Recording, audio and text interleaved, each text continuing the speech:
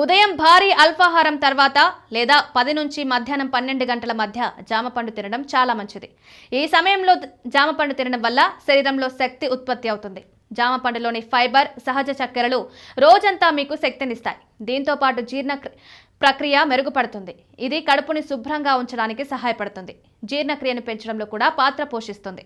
జామ పండులో ఫైబర్ పుష్కలంగా ఉంటుంది. ఇది ఎక్కువసేపు కడుపు నిండుగా ఉంచడానికి సహాయపడుతుంది. భోజనానికి ముందు జామ పండు తినడం వల్ల అతిగా తినడం నివారించవచ్చు. బరువు నియంత్రణలో కూడా చాలా సహాయపడుతుంది. మధుమేహ వ్యాధిగ్రస్తులు మధ్యాహ్నం ఓ జామపండు తినాలని నిపుణులు సిఫారసు చేస్తున్నారు. ఇందులో ఫైబర్ కంటెంట్ ఉండడం వల్ల రక్తంలో చక్కెర స్థాయిలను నియంత్రించడంలో సహాయపడుతుంది. జామ తొక్క గింజలలో అత్యధిక యాంటీ ఆక్సిడెంట్లు, ఫైబర్ ఉంటాయి. కాబట్టి దాన్ని బాగా కడిగి తొక్కలతో కలిపి నమిలి తినాలి. ఇది మంచి దంతాలు, చిగుళ్ల ఆరోగ్యాన్ని కాపాడుకోవడానికి కూడా సహాయపడుతుంది.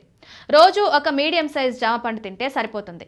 ఎక్కువ జామపండు తినడం వల్ల ఒకేసారి చాలా ఫైబర్ శరీరంలోకి చేరి కడుపులో అసౌకర్యం, గ్యాస్ ఏర్పడవచ్చు.